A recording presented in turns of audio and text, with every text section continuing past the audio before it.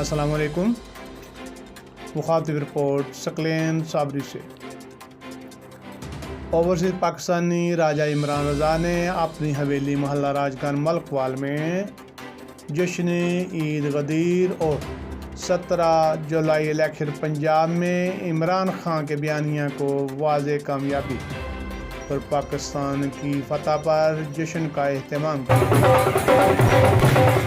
PTI کے رہنما ہردل عزیز وسیم افضل چند سابقہ MPA اور ورکرز کی کثیر تعداد نے شرکت کی۔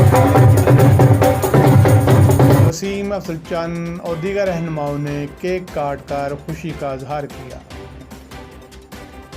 پاکستان تحریک انصاف کے رہنما وسیم افضل چند نے کہا، پاکستان کی عوام نے غلامی کی زنجیروں کو توڑ دیا ہے اور لوٹا کریسی کو مسترد کر دیا ہے۔ 17 جولائی پنجاب کے الیکشن میں آزادی، جرأت اور بہادری جیت گئی، غلامی، بزدلی اور مکاری ہار گئی۔ حضرت قائد اعظم محمد علی جناح رحمۃ اللہ علیہ نے پاکستان بنایا اور اب عمران خان پاکستان بچائے گا۔